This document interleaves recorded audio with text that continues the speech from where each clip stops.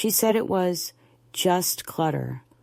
My wedding dress, 43 years sealed in lavender paper, hidden inside the cedar chest my father gave me when I was 21. Just clutter. I can still hear her voice, the careless upward lift at the end, the way people talk when they think they are doing you a favor, when they think they know better about what should and shouldn't matter in your own life. My daughter Miriam had been staying with me for 3 months by then, moving in after her second divorce, though at first it was supposed to be just a few weeks while she figured things out. She came with suitcases and boxes and the tired tone of someone who believes they have endured the worst the world can throw at them, though in my mind, there are many worse things than ending up in your mother's spare room with fresh linens and a pantry stocked for you. She had commandeered my kitchen table with her laptop and files, set up a tiny office in what used to be my sewing corner, and spread her scented candles and self-help books across the living room like the place had been waiting for her to bring it into the present. I didn't complain. I told myself it was temporary, that it was good to have company again, that maybe she and I might use this time to find some piece of each other that had been lost over the years. The cedar chest had sat in my bedroom under the window for decades, heavy enough that even when my knees were still good, I never moved it without help. I kept my wedding dress inside, carefully wrapped in acid-free tissue, the ivory silk still holding a faint whisper of the lavender sachets I tucked around it. I had made that dress myself in the summer of 1978, every seam basted and hand-finished, every inch of lace placed with my own fingers, working late at night in the small apartment I shared with Miriam's father before the wedding. I remembered the feel of the silk sliding under the presser foot of my singer, the hush of the fabric pooling on the floor, the weight of the skirt in my lap. It wasn't just a dress. It was the start of a story I thought would last forever. Even after the marriage ended, I couldn't throw it away. It was proof that I had once stood at the center of my own life, not at the edges of someone else's. That morning, I had gone to my quilting circle, a small ritual that still gave my week some structure, and when I came home, the chest was lighter. I didn't realize it right away. I put my keys on the counter, boiled water for tea, and went to open the chest for a piece of muslin I knew I had stored there. The top lifted easily. The tissue paper inside looked disturbed, the careful folds uneven. I dug through them with a growing sense of wrongness, the air catching in my throat. The dress wasn't there. In its place lay a small plastic packet of spring-scented drawer fresheners, the kind you buy at discount stores. They gave off a synthetic sweetness that made my eyes water, and for a long moment, I just stared at them, willing myself to be mistaken. Miriam came in from the back porch, talking into her phone, one hand waving absently at me in a way that told me to wait until she finished her conversation. When she finally looked at me, I asked her where my wedding dress was. She blinked, her face smoothing into that expression she wears when she's about to make something sound reasonable. Oh, that old thing? I got rid of it. It was taking up space, and it's not like you were ever going to wear it again. She took a sip from her glass of mineral water and shrugged, as though we were talking about a pair of worn-out slippers. I told her it wasn't hers to throw away. She laughed lightly, the way she does when she thinks I'm being dramatic. It's just clutter, Mom. You have too much stuff. I'm helping you simplify. I didn't shout. I didn't even move for a moment. I just looked at her and wondered when she had started speaking to me like I was a child who couldn't be trusted to know what mattered. I asked her where she'd put it, whether she had at least donated it to someone who might have used it. She said she'd put it out with the trash that morning, that the truck had already been by, that it was gone. The word hung there between us. Gone. And I realized it wasn't just the dress she had taken. She had reached into my past and decided which parts of it were worth keeping. I went back into my bedroom, sat on the edge of my bed, and stared at the empty cedar chest. The lavender scent still lingered, stubborn and faint, and it made me think of the day I put the dress away after the divorce, folding it with deliberate care, as if tucking my old life into a safe place until I could bear to look at it again. I thought of all the times I had opened that chest over the years just to touch the fabric, the way it reminded me of a version of myself who had not yet been defined by loss, who had once believed in her own ability to make something beautiful from nothing. The absence of it now was like a missing tooth. My tongue kept going to the gap, disbelieving it could be empty. Miriam didn't knock before coming into the room. She stood in the doorway, arms crossed, and told me I was making too much of it. "It's just a thing, Mom. Things don't matter.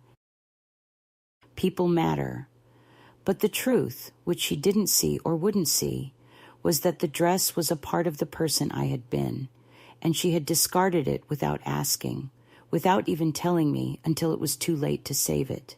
I wanted to tell her that sometimes things matter because they carry the memory of people who are gone, because they are a way of holding on to parts of ourselves that the years have worn thin.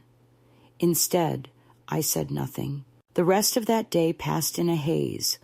I made tea, answered emails, folded laundry, all the while feeling the weight of the loss pressing down in a way that had nothing to do with fabric or storage space.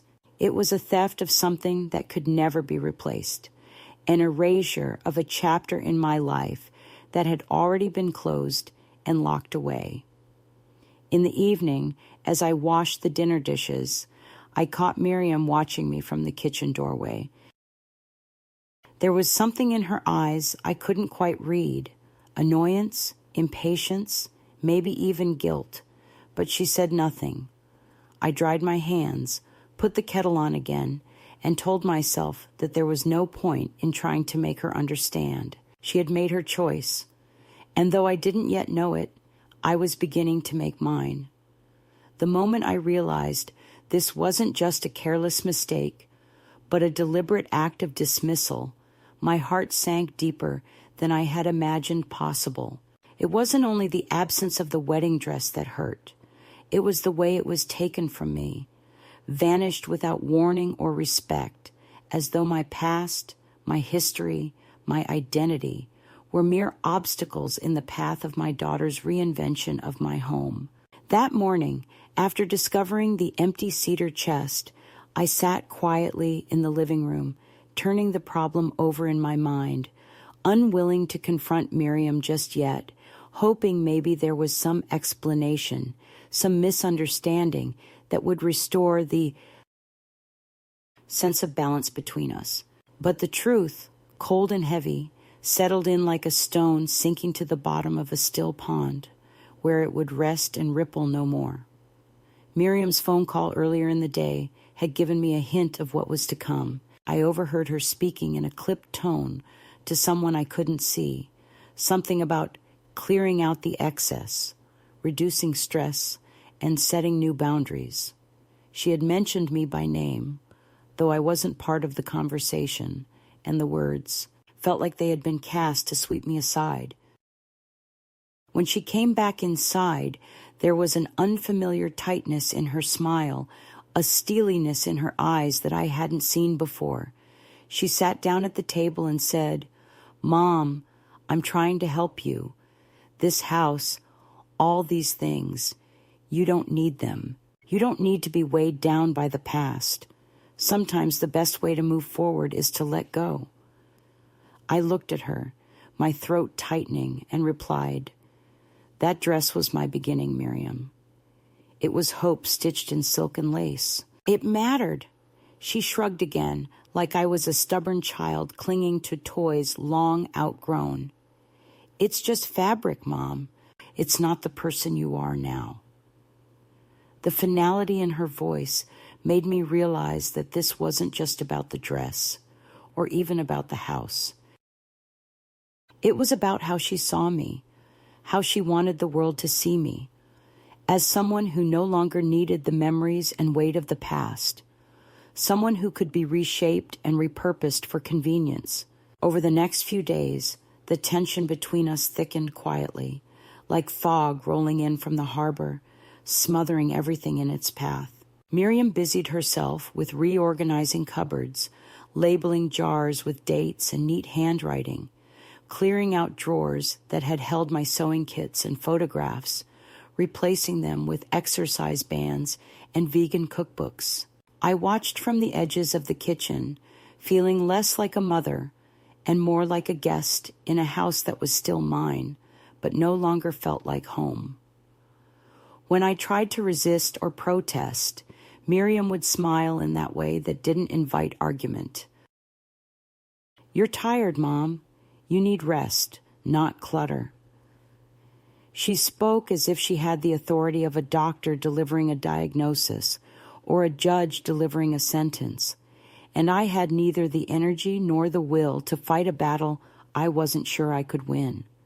One evening, Miriam brought home a large plastic bin filled with photos and memorabilia she had rescued from the attic. She said she was making space for new memories, but as she dumped the contents on the dining table, I saw the careful omission of anything that connected me to my own youth or to Miriam's father. Old black and white portraits of my parents, snapshots of birthdays and Christmases long past, my own faded school photos, all left behind. Miriam sifted through the pile and tossed out anything that didn't fit her neat idea of the present, the future. I reached out to touch a yellowed photograph of Miriam as a child, sitting on my lap in a spring dress I had sewn myself. She snatched it away, her eyes sharp. "It's time to let go, Mom." That night, I lay awake in the guest room, the quiet only broken by the rhythmic ticking of the clock on the wall and the distant hum of the city. I thought about the years we had shared, the sacrifices I had made, the invisible labor that had gone unnoticed, the love I had given without expectation. I thought about how a person's worth can be so easily erased, not with shouts or blows, but with silence and disregard. I realized that Miriam wasn't just clearing out my things. She was clearing out my story, rewriting the narrative to exclude me. The thought settled over me like a cold wind through an open window. I wasn't sure yet how I would respond, but I knew one thing. I would no longer be invisible in my own life. A few days later, I found myself standing in front of the cedar chest again. This time, I reached inside the empty space where the dress had been and pulled out a small folded photograph I had hidden behind the tissue paper. It was a picture of me on my wedding day, smiling widely, wearing that dress with a confidence and hope that seemed distant now. I held the photo in my hands for a long time, tracing the lines of my face, the delicate lace on my sleeve. I whispered to myself, "I am still here." That night I gathered Miriam's 3 dusty bridesmaid dresses from the back of my closet. They hung limp and faded, relics of celebrations long past, each one a memory of a time when I had been present for her, when I had believed in the strength of family. My hands trembled only slightly as I folded the dresses carefully and placed them on my bed. The fire pit in the backyard was old and unused for years. I cleaned it out slowly over the next afternoon, removing ash and debris until the base was bare. When Miriam left for a weekend trip, I carried the dresses outside, one by one, and laid them gently on the coals. The flames caught the edges hesitantly at first, as if reluctant to consume what was once so full of life and meaning. The fabric curled and twisted, the scent of burning silk and cotton filled the air, a bitter, sharp aroma that clawed at my chest.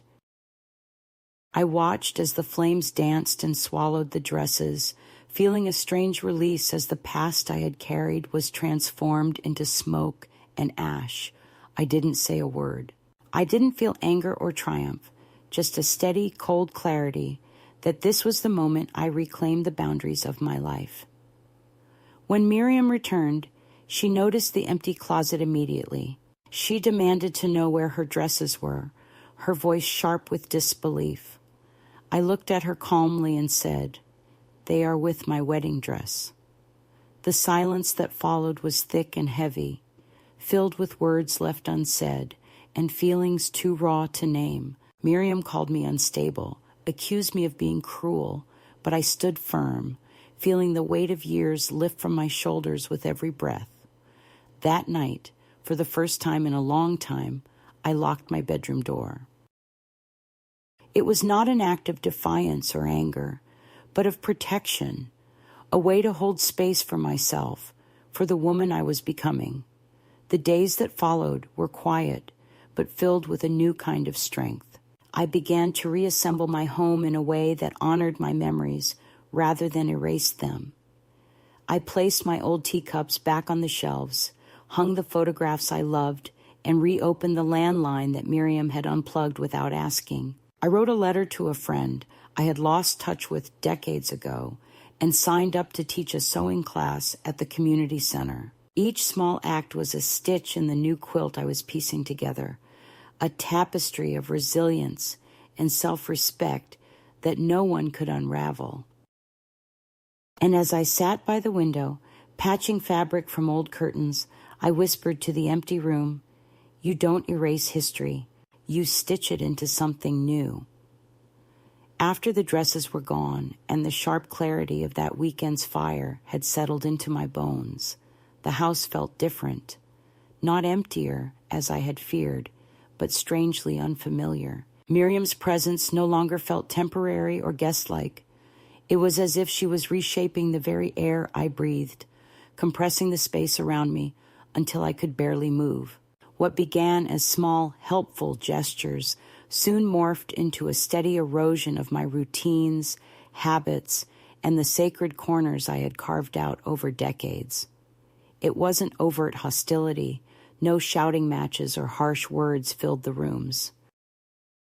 Instead, it was the quiet control that grows like ivy, creeping slowly but surely until it covers every wall, every window, blurring the light and trapping you in shadow. Mornings became a time I dreaded, not because I feared conflict, but because I woke with a sense of dislocation, as if the person I had been was already fading into the wallpaper. Miriam, in her perpetual rush to improve everything, had taken over the kitchen with new appliances that blinked and beeped in unfamiliar rhythms.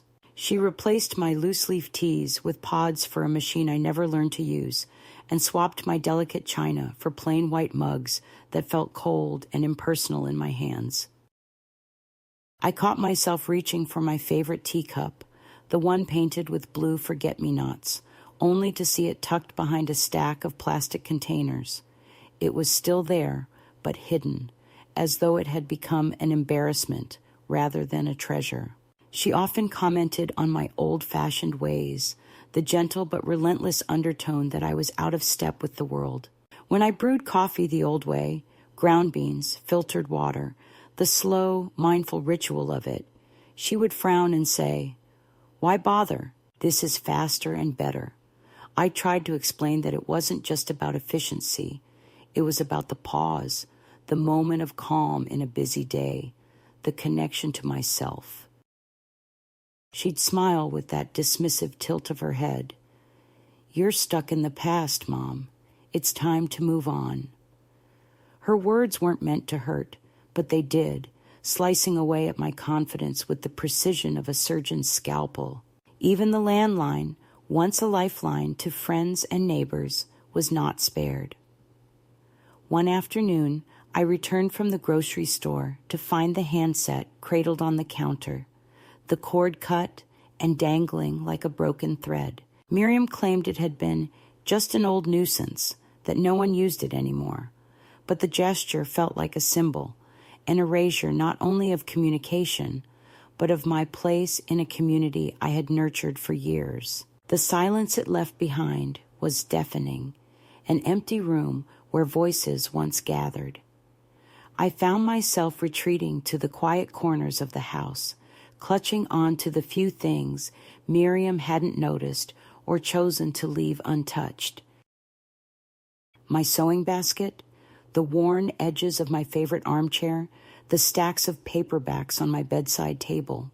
These relics were the last anchors in a shifting world that seemed determined to dissolve the person I was. Even my calendar, once filled with carefully marked appointments, birthdays, and notes in my neat handwriting, was replaced with Miriam's digital planner synced to her phone. A cold, sterile schedule that left no room for the small joys of spontaneity or reflection. The subtle invasions escalated further when Miriam began inviting her friends over, filling the house with unfamiliar faces and loud conversations that spilled late into the night.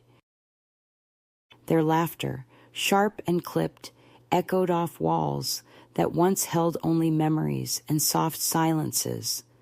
I found myself shrinking into the background, my presence overlooked, my stories untold. Once, when I asked if I might join the conversation, I was met with polite smiles and quick subject changes, as if my voice were an interruption in their carefully curated gathering. The most painful moments were not the grand gestures, but the little erasures that accumulated like dust on old photographs. Miriam removed a framed picture of my late husband from the mantel, placing it face down in a drawer, saying it reminded her of sadness.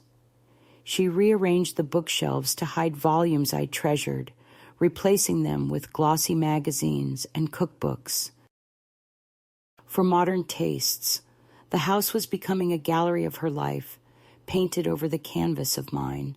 One afternoon, as I sat in the garden tending to the rose bushes my husband had planted, Miriam came outside with her phone, snapping photos of the messy flower beds she said needed pruning. I watched as she spoke animatedly to someone on the phone, describing plans to hire a landscaper, dismissing my years of careful tending as amateurish and unnecessary. The garden, once my sanctuary, was now a project for renovation, something to be fixed rather than cherished. Yet beneath all this, I felt a quiet resistance growing. It was not loud or confrontational. It was a slow, steady reclaiming of the self I feared I was losing. I began to write again, filling notebooks with memories and reflections, sewing small quilts from scraps of fabric that Miriam had discarded. Each stitch was a whisper, a reminder to myself that my story was still mine to tell. One evening, Miriam suggested we sell some of my old furniture, claiming it would help declutter and make the space feel lighter. She didn't wait for my answer, making calls and arranging for a removal service while I was at a doctor's appointment. When I came home, the armchair where I had spent countless hours reading was gone, replaced by a sleek minimalist piece that looked stylish but cold. I sat in it once and felt a pang of loss so sharp I nearly cried. The growing distance between us was never spoken aloud. There were no harsh words, no accusations, only a series of small betrayals wrapped in concern and help. Miriam was trying to build a new life, and in her mind, that meant leaving behind the old one, even if that meant leaving me behind as well. In those months, I learned the weight of invisibility, the quiet erosion of identity that happens when the people you love stop seeing you as you are. I felt the sting of exclusion, not as a sudden wound, but as a persistent ache, a slow tightening around my spirit. Yet even as I felt myself shrinking, a part of me began to grow stronger, a part that knew this was not the end, but a beginning. I started to keep small journals hidden away, fragments of my thoughts and hopes written in the margins of old notebooks. I rediscovered the joy of small routines, like brewing tea just the way I liked it, listening to classical music late at night, and walking through the neighborhood early in the morning before the world had fully woken. These moments became my refuge, places where Miriam's presence could not reach me, where I could remember who I was beneath the layers of loss and change. Sometimes, late at night, I would sit by the window and watch the street lamps flicker on one by one, feeling the weight of the day lift just enough to breathe. It was in those quiet hours that I made a promise to myself, not to fight the storm, but to learn how to weather it, to find the stillness inside the chaos. I knew the path ahead would be hard and uncertain, but I also knew that the first step was to hold on to my own truth, no matter how faint or fragile it seemed. The subtle control, the erasure of my voice and space, had become a test. A quiet, relentless pressure that forced me to look deeper at who I was and who I could become. I was no longer just a mother or a caretaker. I was a woman standing on the edge of a new chapter, one that I would write for myself, stitch by stitch, moment by moment. And so, in the face of gradual erasure, I began to rise. The turning point came quietly, without fanfare or dramatic confrontation, as many of the most profound moments in life often do. It was in the soft hours of early morning, when the world outside was still cloaked in mist and silence, that I found myself standing in front of the old cedar chest once more, the same chest where my wedding dress had lived for decades and then disappeared in an instant. This time, though, I wasn't searching for what was lost. Instead, I was searching for what remained, the strength, the dignity, the parts of myself that no one could take away, no matter how hard they tried. I unfolded the small photograph I had hidden behind a drawer weeks earlier, the image of myself on that long-ago wedding day glowing softly in the pale dawn light. For the first time in a long while, I allowed myself to remember the woman I had been before loss and disappointment shaped the contours of my life, the woman who had sewn that dress with love and hope and belief in forever. That morning, as the sun slowly lifted over the horizon, I gathered the 3 dusty bridesmaid dresses Miriam had left hanging in the back of the closet, each one heavy with faded memories and forgotten laughter. They were dresses I had never chosen, never wanted, but had worn out of love and obligation, symbols of a past life I had carried silently within me. Holding them in my hands, I felt a curious sense of calm settle over my chest, a quiet resolve that this was not an act of defiance or anger, but a reclaiming of boundaries long blurred by years of self-sacrifice. I did not tremble as I folded the fabric or hesitate as I carried the bundles outside. I laid them carefully on the cold coals of the fire pit in my backyard, the early morning air cool against my skin and heavy with the scent of dew and pine. The flames, small and tentative at first, began to catch the edges of the delicate fabric, curling the silk and lace into shapes that flickered and danced in the gentle breeze. The smell of burning cloth rose sharply, bitter and acrid, and I watched as the flames consumed the dresses one by one, the past turning to ash and smoke before my eyes. There was no spectacle, no angry words thrown into the fire, just a steady, quiet acceptance that this was a necessary cleansing, a release from the weight of expectations and memories that were no longer mine to bear.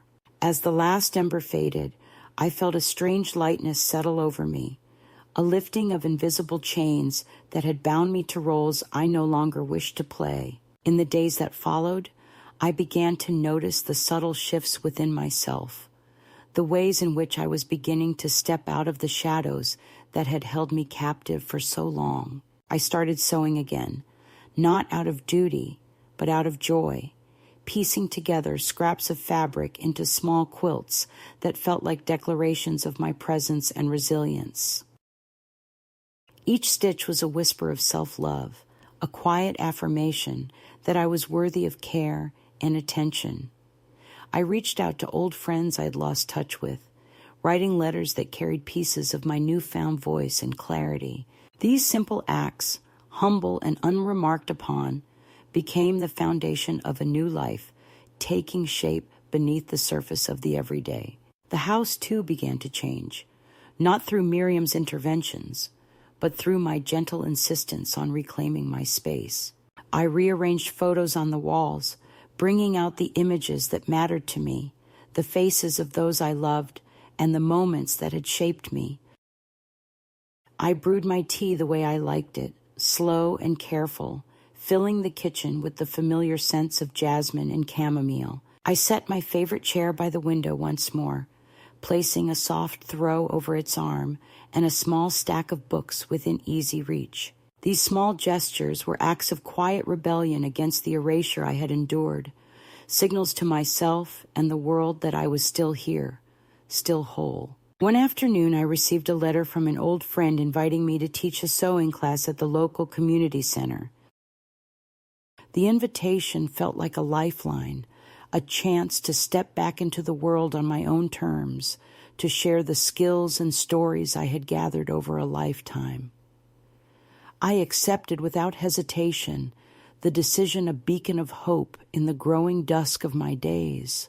Preparing for the class, I found myself rifling through boxes of fabric and patterns, each piece a memory, a story waiting to be told. The process reminded me of who I was beneath the layers of disappointment and loss, a woman capable of creating beauty and connection in small, meaningful ways. At night, I would sit by the window, patching quilts from old curtains and scraps left over from long-finished projects. The rhythmic motion of needle and thread soothed my restless thoughts, binding fragments of past and present into a tapestry of resilience. The house smelled faintly of lavender and cinnamon, the scent mingling with the soft crackle of the fireplace and the distant hum of the city. In those moments, I whispered to the empty rooms, I am still here. I am still whole. It was not a cry for attention, nor a demand for recognition, but a quiet declaration to myself, a promise that I would no longer allow my story to be erased or rewritten without my consent. Miriam's presence in the house became less intrusive as I asserted my boundaries with calm but firm resolve. She noticed the changes, the quiet reclaiming of space and voice, but said little. The old pattern of control seemed to falter, replaced by a wary respect that acknowledged, without admitting, the shifting balance of power. I no longer waited for permission to live or to be seen. I moved forward with the slow certainty of someone who had found her footing after years of standing on shaky ground. This new chapter was not without its shadows. There were moments of doubt and loneliness, times when the weight of what had been lost pressed heavily upon my chest. But those moments were balanced by the growing lightness of freedom, the knowledge that I was no longer bound by the expectations or limitations imposed by others. I was writing a new story now, one stitched with threads of self-respect, quiet courage, and the gentle power of choosing myself again. The wedding dress was gone. The bridesmaid dresses were ashes in the fire pit, but the woman who had once worn them was alive and breathing, standing quietly in the soft morning light. And for the first time in many years, I felt the stirring of hope, not for a return to what was, but for the unfolding of what could be. The fragile calm I had begun to build was shattered one gray afternoon when a letter arrived, its envelope thick and heavy with unspoken accusations. The handwriting was unmistakable, bold and familiar, the scrawl of my daughter Miriam, though the words inside were colder than the chill that had settled over the sky that day. The letter was an intrusion into the quiet life I was trying to construct, a summons back into a world I had hoped to leave behind. As I unfolded the pages, I felt the weight of years of neglect and resentment pressed into every sentence. Miriam wrote of worry and frustration, but beneath the surface lay veiled threats and demands that I return to the role she had long assigned me, the obedient mother, the quiet keeper of the past. Her words accused me of being selfish, of abandoning the family at a time when we needed each other most. She painted a picture of chaos and heartbreak the unraveling of what she called our life, and blamed me for every fracture and silence that had grown between us. The letter was not just a plea, it was a warning, an attempt to wrest control back into her hands. She spoke of next steps and intervention and suggested that others were involved now, people who might question my judgment and capacity to live independently. The undercurrent was clear. She would not allow me to disappear without a fight, and she was prepared to use any means necessary to bring me back into the fold. Reading those words, I felt a swell of emotions, hurt, anger, sorrow, but most of all, a fierce determination not to be swept away again by the tides of other people's expectations. I folded the letter slowly and placed it on the kitchen table, its presence a dark stain on the pale linen. I knew then that the peaceful retreat I had carved out was about to be tested in ways I had not imagined. Miriam was not content to let go. She wanted to reclaim what she saw as hers, to reassert the hierarchy that had defined our relationship for too long. Shortly after the letter arrived, Miriam came to the house unexpectedly. Her face was pale, eyes sharp and searching, as if she were looking for cracks in the walls or evidence of a life lived without her approval. She spoke cautiously at first, offering tentative apologies for the upheaval, but the tone soon shifted to one of urgency and insistence. She told me that she had been speaking with my physician and social workers, that they were concerned about my well-being, and suggested alternative living arrangements might be necessary. She framed her words as care, but I heard the steel beneath the softness, the pressure to comply, to yield to a future she had already chosen for me. I listened silently, the years of accumulated pain and quiet rebellion gathering in my chest like a storm. When she paused, I looked her in the eye and said, I am not ready to give up my home or my life on your terms. This is my choice. The defiance in my voice surprised even me, but it was the truth. I was no longer willing to be the passive recipient of her decisions. Miriam's lips pressed into a thin line, her expression unreadable, and then she left without another word. In the following weeks, the tension between us grew, simmering beneath polite exchanges and brief phone calls. Miriam's visits became less frequent, but more charged, her presence a reminder of the world I had escaped but could not fully leave behind. She sent messages that veiled threats and concern, offered help that felt like control, and made promises that were quietly conditional. The emotional landscape of our relationship was shifting, a fragile dance between old wounds and new boundaries. One evening, a local social worker arrived unexpectedly, introducing herself as someone assigned to check in and assess my situation. She was polite but firm, asking questions about my daily routine, my health, and my support network. I answered honestly but cautiously, aware that every word might be weighed and judged. The visit felt intrusive, a crossing of a line I had hoped would remain private. After she left, I sat alone in the quiet of my living room, the walls closing in with the weight of surveillance and suspicion. Yet even in the face of these pressures, I found allies in unexpected places. My neighbor Joyce, a sharp-witted woman with a no-nonsense attitude, offered quiet solidarity and practical support. She accompanied me to doctor's appointments, helped with errands, and became a steady presence in a time of uncertainty. Joyce's friendship was a balm to my spirit, reminding me that I was not as isolated as Miriam seemed to believe. Together, we navigated the complexities of the social services system and found ways to assert my autonomy in small but meaningful ways. The most challenging confrontation came when Miriam's lawyer called, a formal voice on the other end of the line, laying out legal options for guardianship and intervention. The words were clinical, stripped of emotion, but heavy with implication. I listened, refusing to respond until I had gathered my strength.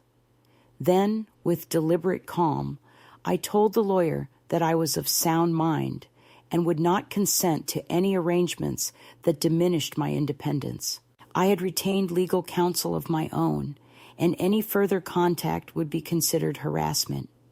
The silence that followed was profound, a quiet declaration that I was no longer the woman to be quietly sidelined. Throughout this storm, I held on to the small moments of grace and connection that sustained me. The gentle knock of Arthur, the widower who frequented the cafe where I worked mornings, brought warmth and companionship without pressure or pity. His kindness was a reminder that there were people in the world who saw me as whole, not broken.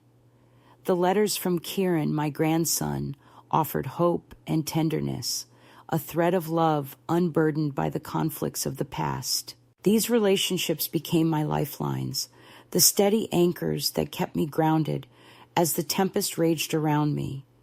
Miriam's attempts to control and confine me intensified as she realized I would not bend easily. She arrived at the cafe one afternoon, her posture stiff and her eyes searching. She asked to speak privately, her voice low and wary. I agreed, and we sat across from each other in the quiet booth, the air thick with unspoken words. She confessed, almost in a whisper, that she hadn't meant to hurt me, that she had been frightened and overwhelmed by her own struggles. She admitted that she wanted to protect me, even if her methods were misguided. I listened, my heart softening but my resolve firm. I told her that love did not look like erasure, that caring did not require domination.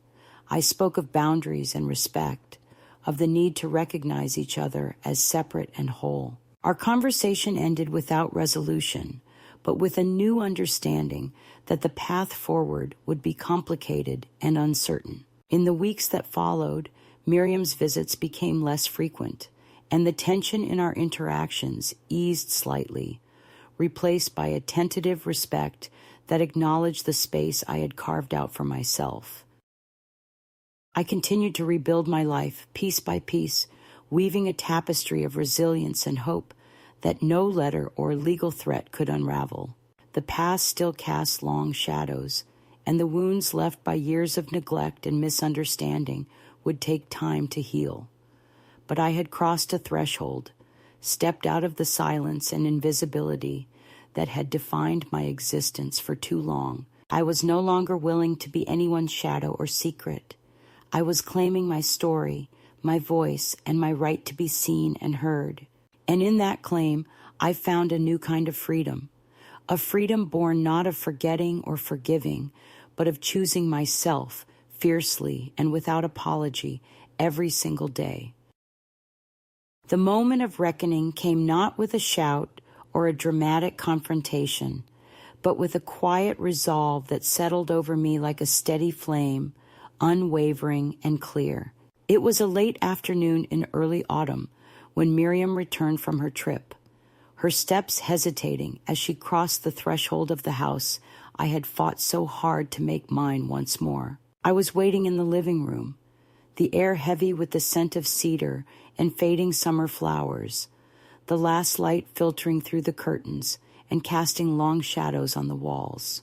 There was a tension between us, the kind that fills a room when everything that has been left unsaid finally presses against the fragile surface of civility.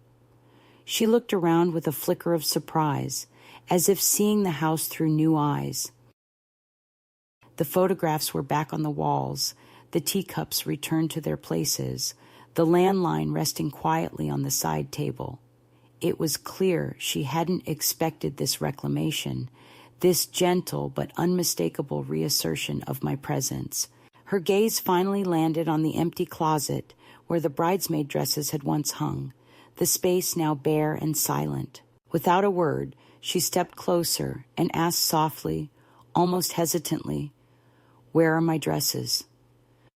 I met her eyes without flinching, feeling the weight of years lift from my shoulders with the courage I had gathered piece by piece.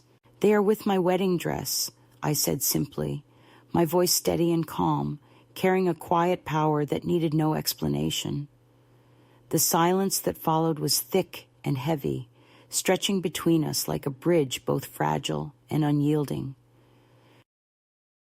Miriam's face flickered through 1,000 emotions, shock, anger, disbelief, but she said nothing. Instead, she turned away abruptly, her footsteps echoing down the hallway as she retreated into the guest room she had claimed as her own. For a moment, I sat there alone, the stillness settling around me like a shroud, and I felt a deep sense of peace wash over my heart. This was not a victory born of revenge or spite. It was a reclaiming of dignity, a boundary drawn firmly and without apology. The past could no longer be manipulated or discarded by others. I was the keeper of my story now, and it would be told on my terms. That night, as the house grew quiet and the shadows deepened, I locked the bedroom door for the first time since Miriam had moved in. The act was not one of defiance, but of protection, a sanctuary where I could gather my strength and heal the fractures that years of neglect had carved into my soul. The lock clicked softly, a sound both final and freeing, sealing away the intrusion and marking the beginning of a new chapter. In the days that followed, Miriam's presence in the house became tentative, less assured. She sent messages asking if I was all right, invitations to talk that I declined with polite firmness. The lawyer's letters continued to arrive, formal and cold, but I responded with clear, measured words that left no room for misinterpretation. I was of sound mind, living safely, and not under duress. Any further attempts to intervene without my consent would be considered harassment. The power dynamic had shifted, and I was no longer willing to be sidelined or silenced. The community around me noticed the change too. At the cafe where I worked mornings, Heather smiled knowingly and saved me a crossword puzzle page from the newspaper, a small gesture of inclusion and respect. Arthur, the widower who had become a steady companion, brought me a hand-painted magnet shaped like a birdhouse, a symbol of home and belonging. These simple acts reminded me that I was not alone and that new connections could be forged even in the aftermath of loss. One afternoon, Miriam appeared again, this time at the cafe, standing awkwardly by the pastry display. Her coat was too fine for the drizzle, her expression unreadable. I did not approach her. Instead, I finished my shift and let her wait. When she finally spoke, her voice was low and hesitant, asking if we could talk privately. I nodded and led her to the back booth, the air thick with unspoken memories and tentative hopes. She admitted that she hadn't meant to hurt me, that she had been frightened and overwhelmed by her own struggles. She confessed that her attempts to control had come from a place of fear, a misguided effort to protect both of us. I listened, my heart softening but my resolve unbroken. I told her that love was not control and care was not erasure. We spoke of boundaries and respect, of the need to see each other as whole and separate beings. Though the conversation ended without resolution, it opened a door to a new understanding, fragile but real. In the quiet moments that followed, I continued to rebuild my life, stitch by stitch, moment by moment. I wrote letters to friends, reconnected with old allies, and embraced the small joys of a life lived on my own terms. The ashes of the past, including the dresses and the silenced memories, were transformed into the foundation of something new, stronger, wiser, and wholly mine. And as I sat by the window one evening, the soft glow of the setting sun bathing the room in amber light, I whispered to the empty house, to myself, and to the future yet to come, I am not undone. I am not forgotten. I am here. I am whole. The days that followed the confrontation brought with them a quietness that felt both fragile and profound, like the stillness after a storm has passed, and the world holds its breath before the first new leaf unfurls. I found myself settling into a rhythm that was unfamiliar but deeply nourishing. A rhythm of small, deliberate choices made in the soft light of morning and the hush of evening. The house, once a battleground of control and silence, began to feel like a sanctuary once more, filled not with conflict, but with possibility. I returned to old habits that had been long dormant, brewing tea just the way I liked it, tending the garden my husband had planted years ago, and carefully arranging the photographs that told the story of a life lived fully, not just endured. One afternoon, I received a letter from Kieran, my grandson, the one thread of connection that had never frayed. His handwriting was large and deliberate, the words simple but full of warmth and hope. He wrote that he was coming to visit, that he wanted to talk without the weight of the past pressing down on us.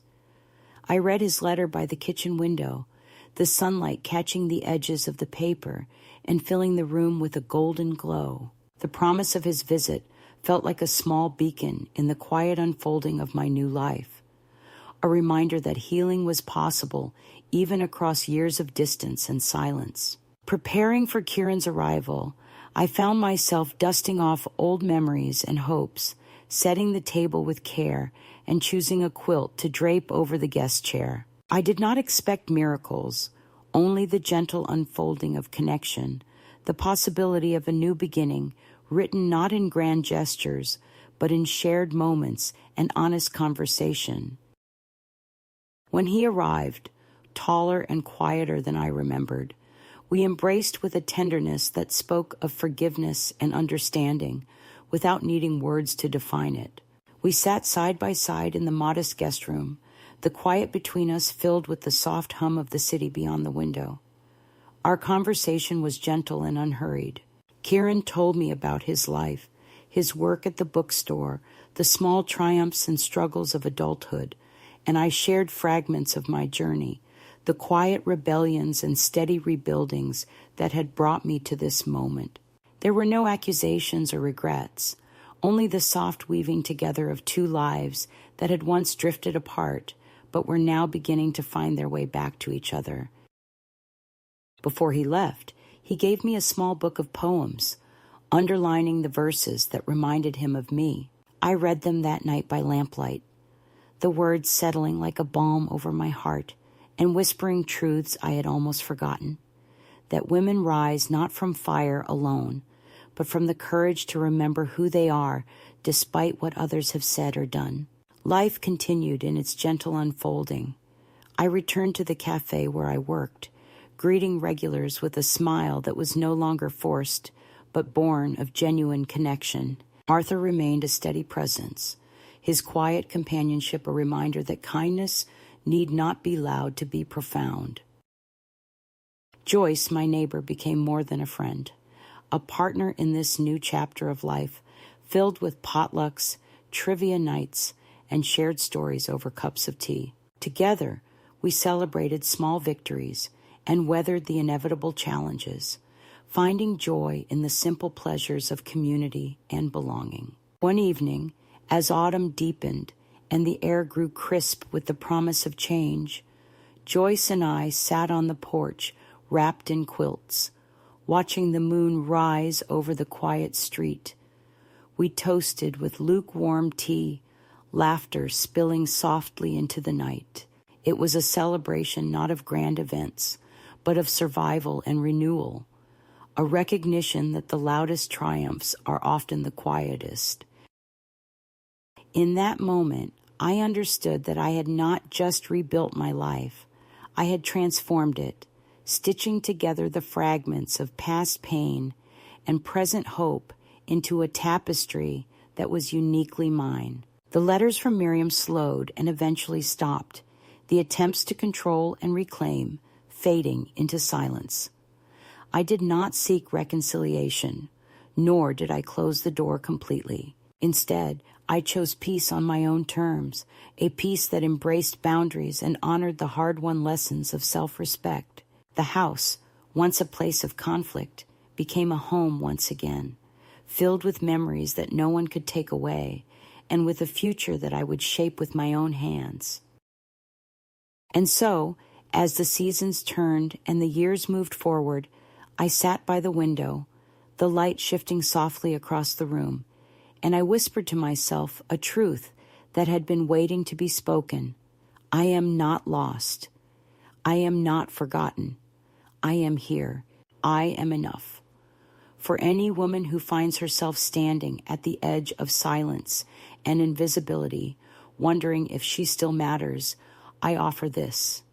You are your own sign. You are the quiet noise that breaks through the dark. You are the step away from waiting for permission to live your own life.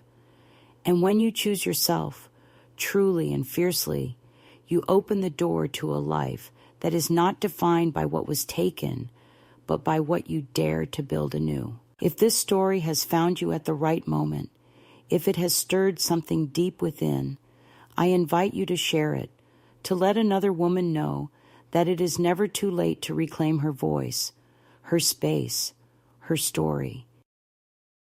Because in the end, the greatest act of courage is simply to choose yourself again and again, no matter how many times you have been told you should not.